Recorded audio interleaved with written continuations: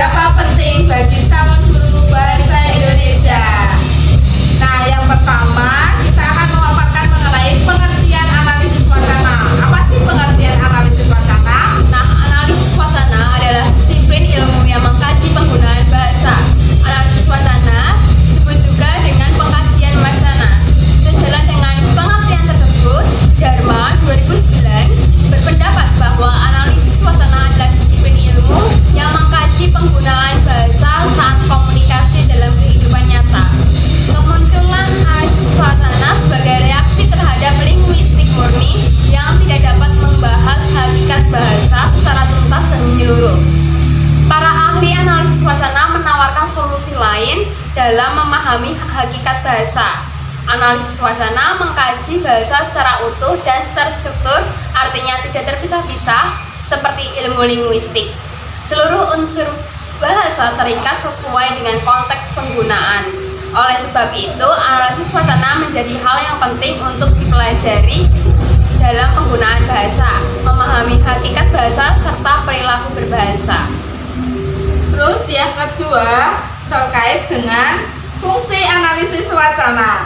Fungsi analisis wacana yakni memberikan informasi kepada masyarakat agar masyarakat dapat memahami suatu wacana. Masyarakat juga dapat meyakinkan atau mengilustrasikan terhadap wacana tersebut.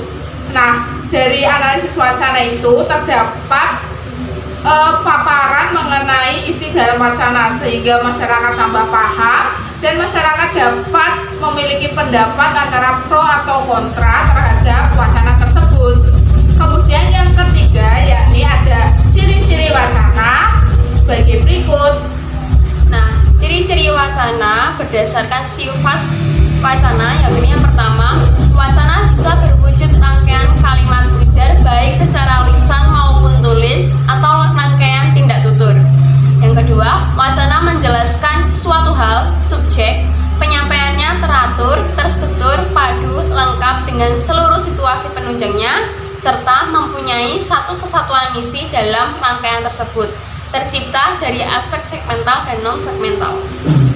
Selanjutnya ada jenis wacana. Nah, menurut Samsyuddin 2011, jenis-jenis wacana bisa ditelaah dari realitasnya.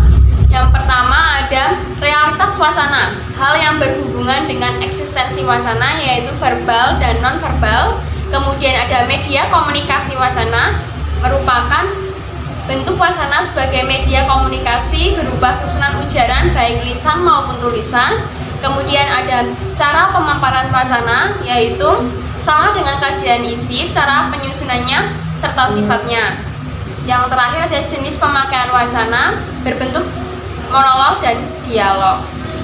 Nah, betul sekali. Jadi itulah jenis wacana dan ada pula jenis analisis wacana yakni analisis wacana kontekstual dan tekstual serta analisis wacana kritis. Untuk analisis wacana tekstual dan kontekstual akan dijelaskan oleh Bapak Rohmadi selaku dosen kami. Dan berikut ini videonya. Analisis wacana ini bisa kita lihat pada dua aspek. Yang pertama itu wacana tekstual. Jadi analisis wacana tekstual itu bisa kita perhatikan pada dimensi-dimensi teks yang bisa kita lihat secara langsung. Seperti saya contohkan misalnya Taman Teratai di Kota Malang. Taman Teratai di Kota Malang. Nah, kalimat ini bisa kita lihat bahwa teks dari Taman Teratai di Kota Malang menunjukkan bahwa keberadaan sebuah taman teratai di Kota Malang. Tapi berbeda lagi kalau kita lihat dari sisi analisis wacana kontekstual. Artinya melibatkan konteks, tidak hanya aspek bentuk dan fungsi. Jadi kalau kita lihat yang pertama tadi, analisis wacana tekstual, kalau saya contohkan tadi Taman Teratai di Kota Malang. Nah, ini kan kalimat informatif. Taman Teratai di Kota Malang. Kemudian yang kedua, kalau kita pahami Taman Teratai di Kota Malang dari bentuknya, ini merupakan kalimat informatif. Nah, dilihat dari fungsinya, Taman Teratai di Kota Malang ini menjadi tempat bersantai, tempat rekreasi, bisa juga tempat yang lain untuk bisa melihat bunga teratai di taman teratai tersebut. Tetapi kalau kita perhatikan yang kedua dari aspek analisis wacana kontekstual, tentu tidak hanya melihat dari bentuk dan fungsi, tapi juga melibatkan konteks. Sebagai contoh begini, Taman Teratai di Kota Malang. Ini dari sisi konteksnya, apakah bisa dilihat bahwa satu, oh ternyata ada keindahan yang ditawarkan di Taman Teratai Kota Malang, yakni bunga-bunga teratainya. Sehingga kalau kita misalnya bunga-bunga teratai ini bisa menjadi salah satu konteks wacana yang bisa diperhatikan dalam tuturan yang pertama tadi. Jadi kalau Taman Teratai di Kota Malang ini bisa kita perhatikan bagaimana kita bisa melihat taman bunga teratai ini secara indah, bisa kita perhatikan. Dan ini menjadi bagian yang sebenarnya bisa kita gunakan untuk memanfaatkan konteks situasional, konteks kondisional, konteks geografis, dan ini menunjukkan bagaimana pemahaman kita terhadap wacana tersebut. Jadi sebenarnya kalau kita pahami wacana tekstual dan wacana kontekstual, tentu dilihat dari konteks, keterlibatan konteks dalam memaknai kalimat tersebut, keterlibatan konteks untuk memaknai ujaran tersebut. Dan disinilah sebenarnya pemahaman kita terhadap analisis wacana tidak semata-mata pada aspek bentuk dan fungsi, tetapi juga melibatkan pada aspek kontekstual. Ini perlu dipahami betul oleh semua pembelajar linguistik, oleh pembelajar wacana, agar kita paham di mana letak posisi analisis wacana ini. Apakah kita pahami dari aspek strukturalnya atau kita lihat dari sisi fungsionalnya.